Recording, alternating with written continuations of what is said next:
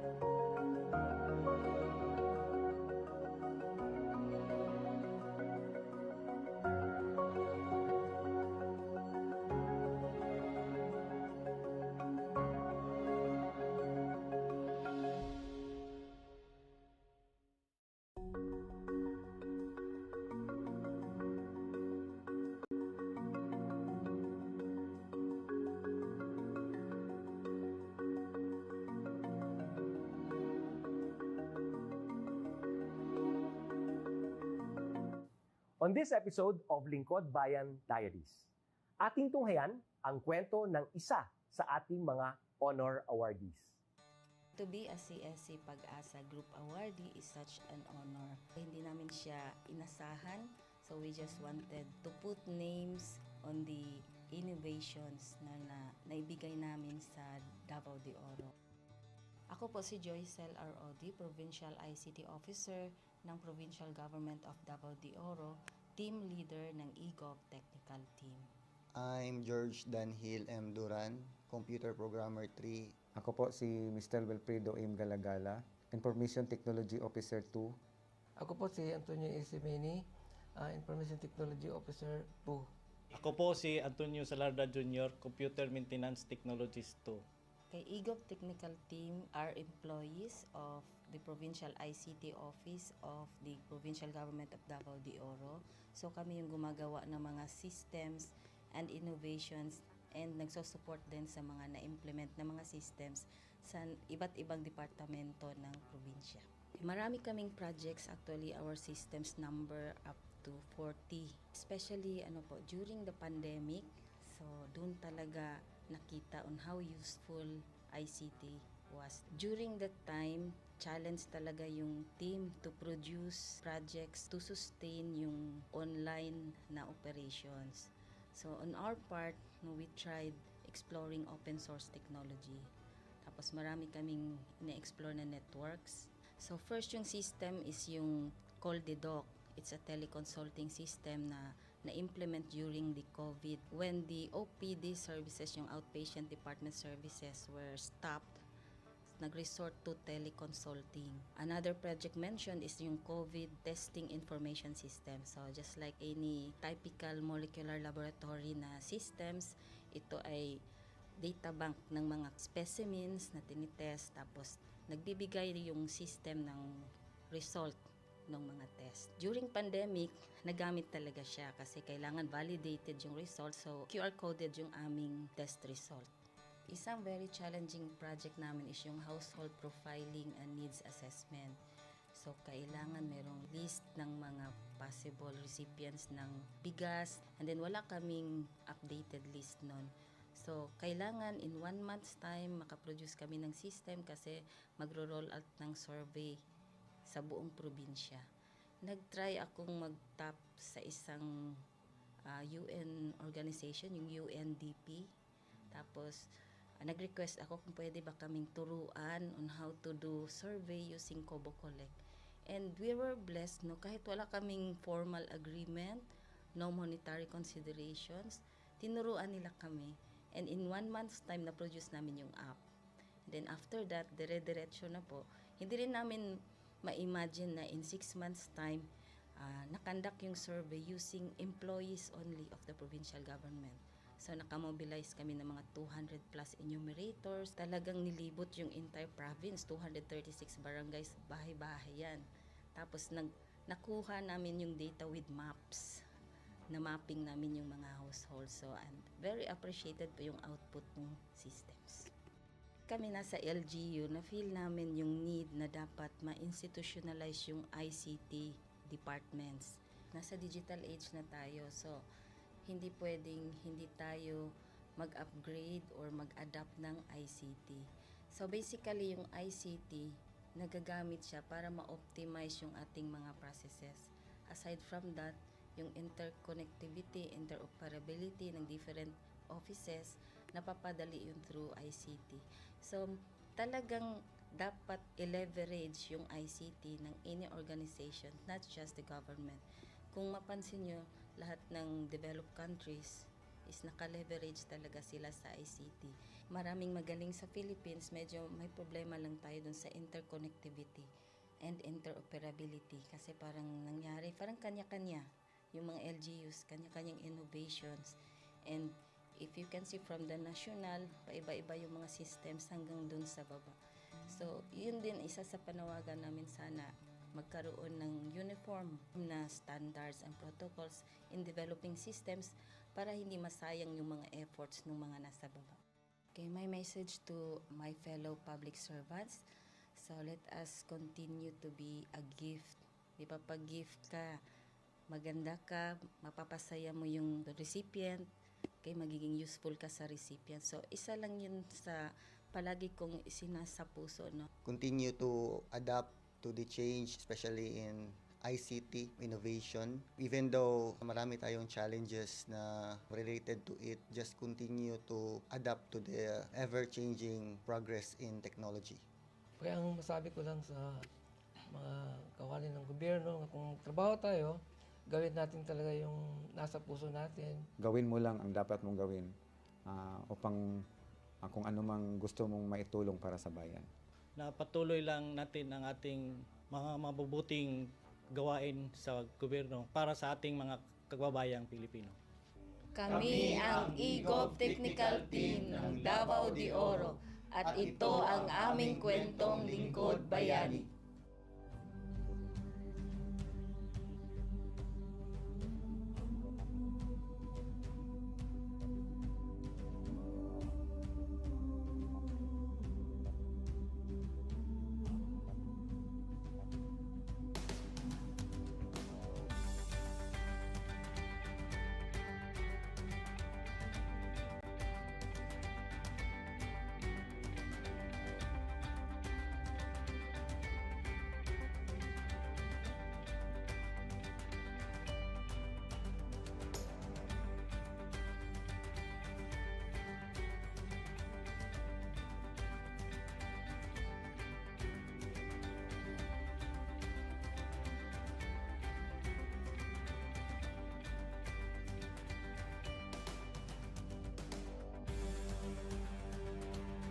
Inyong natunghayan ang kwento ng ating lingkod bayani. Kung ikaw ay may kilalang lingkod bayani, maaari siyang i-nominate sa Honor Awards Program ng Civil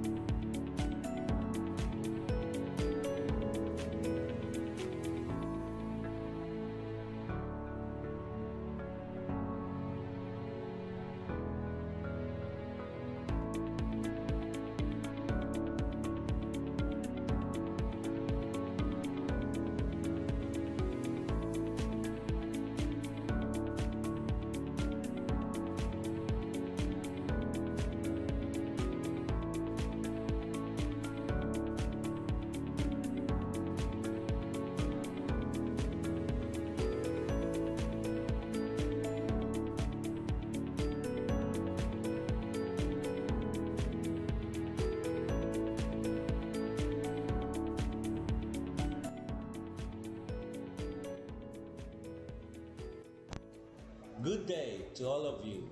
On behalf of the University Registrar's Office, I welcome everyone warmly. As the head of this esteemed institution, I am privileged to introduce our office and share the valuable services we provide. The University Registrar's Office serves as the administrative heart of our university, functioning as a central hub for academic records, student enrollment, and course registration.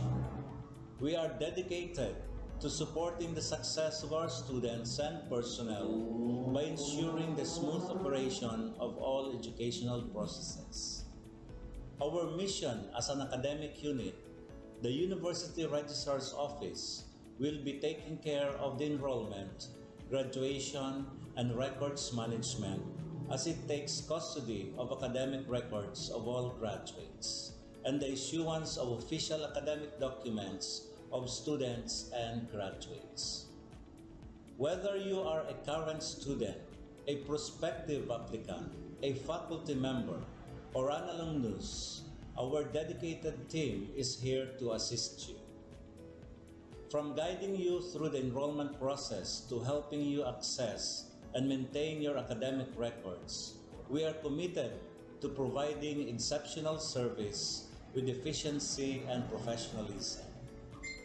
In addition to our core responsibilities, we are continually strive to improve our services by embracing technological advancements and streamlining our operations.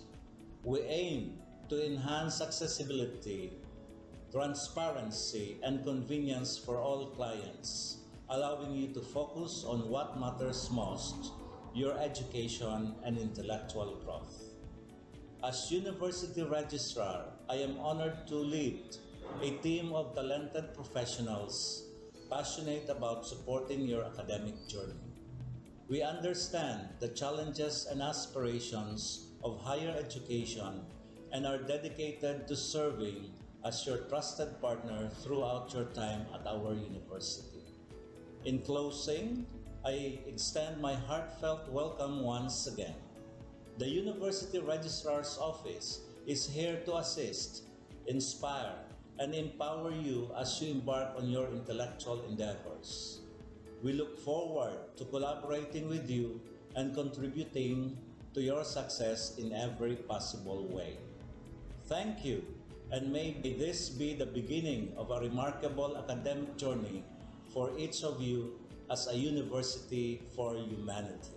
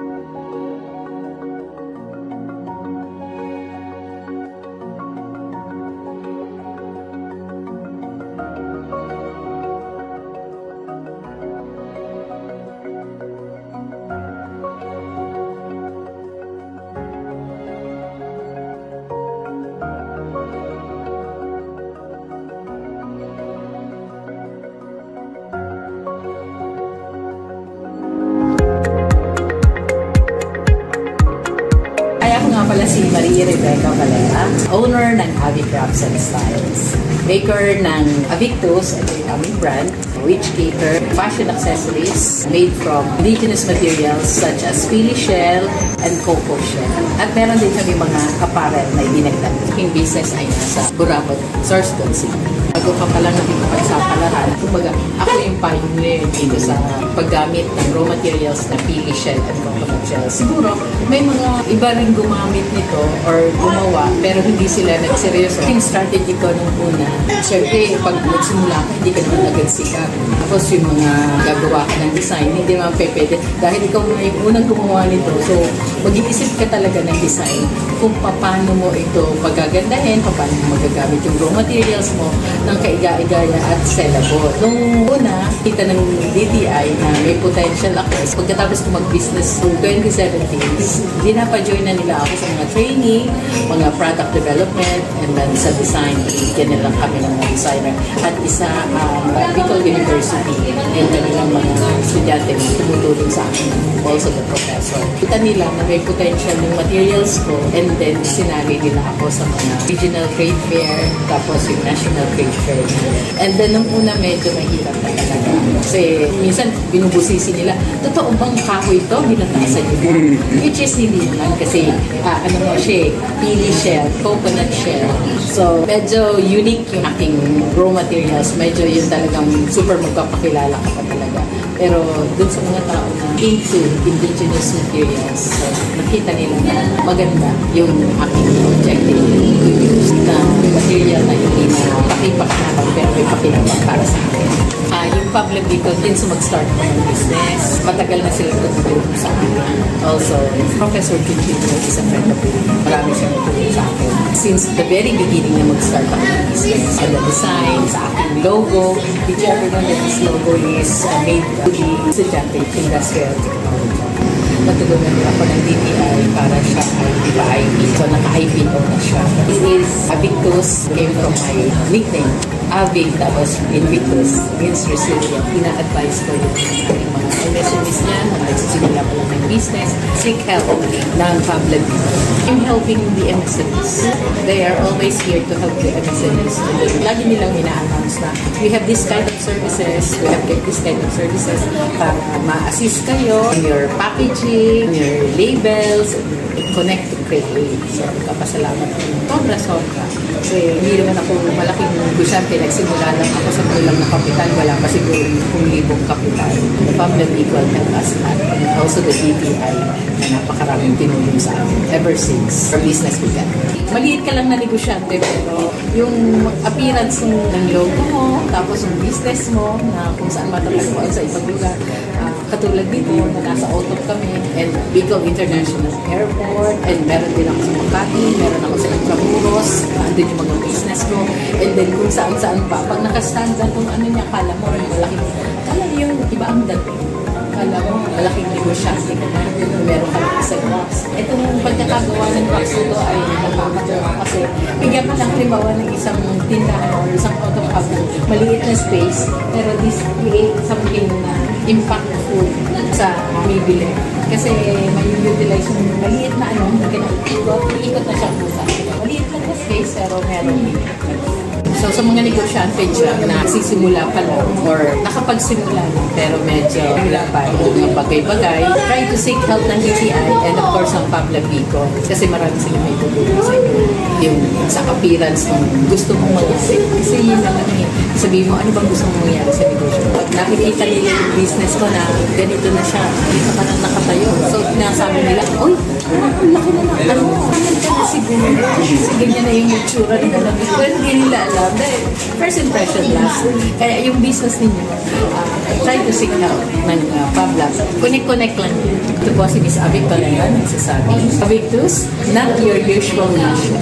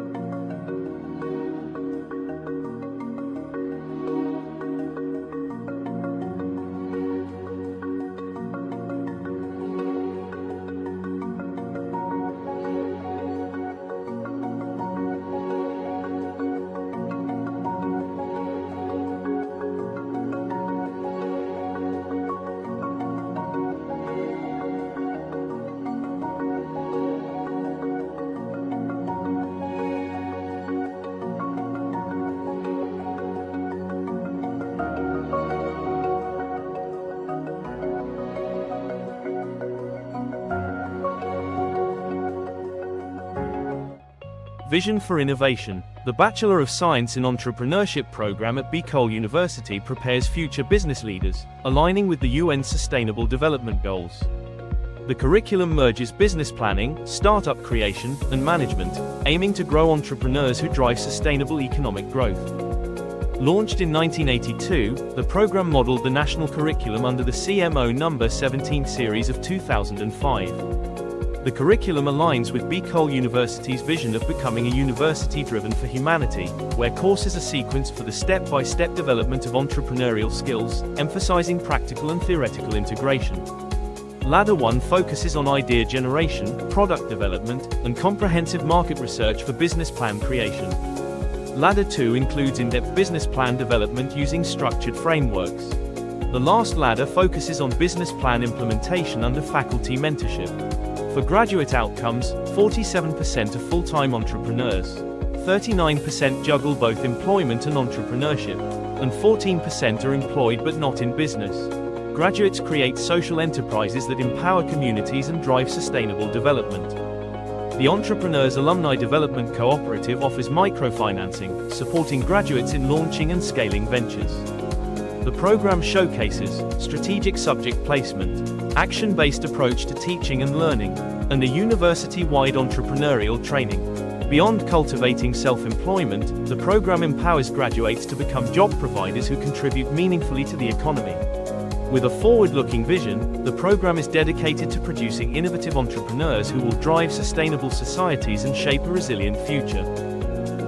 With all these, Bicol University nurtures minds, empowers entrepreneurs, and builds sustainable futures.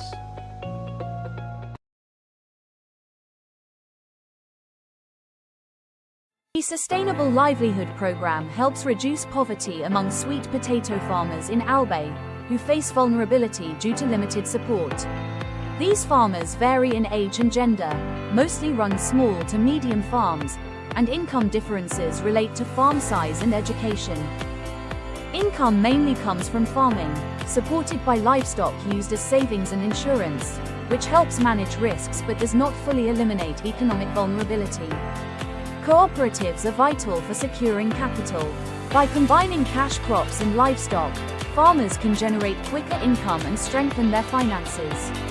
The Alpfacients project supports the Kamote Creations Cooperative, focusing on inclusive, sustainable development in parts of Albay and Sorsogon provinces. The project has 7 key components, from profiling and capability building to cooperative enhancement and offering holistic support from skills to market access. Early results include 38 farmers profiled, 187 trained, better management practices, working capital provided, financial coaching done, and a farm-to-table enterprise established for market assurance.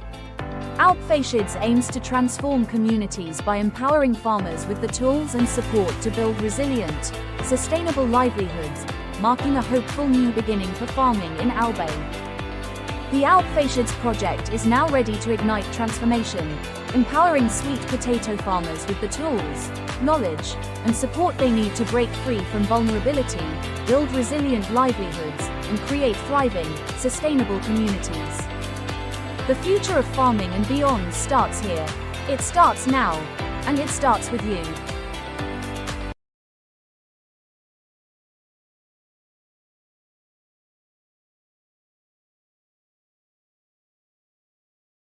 In a world where opportunities aren't always equal, leveling the playing field, especially in education, is essential.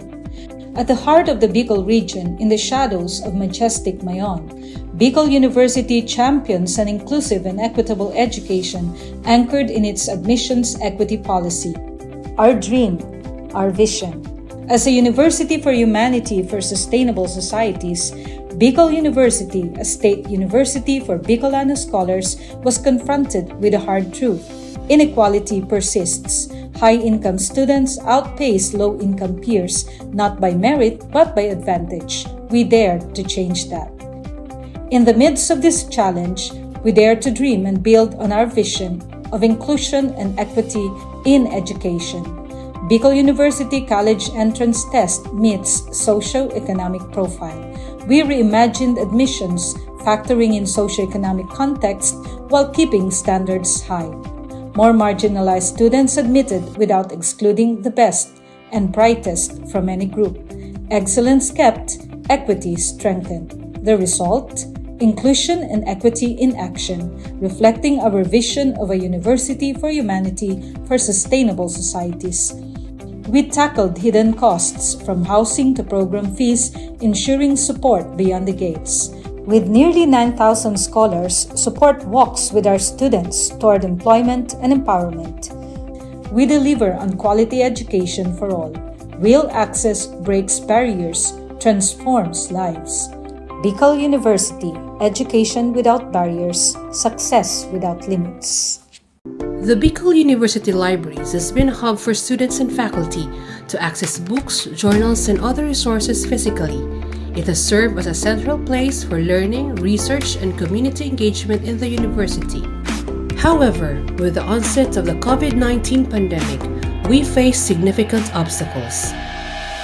COVID-19, coronavirus, COVID-19. Despite these challenges, the dedicated librarians of Bicol University refuse to let these obstacles hinder access to information. We took the initiative to innovate and find ways to continue serving the needs of our clientele even from our homes.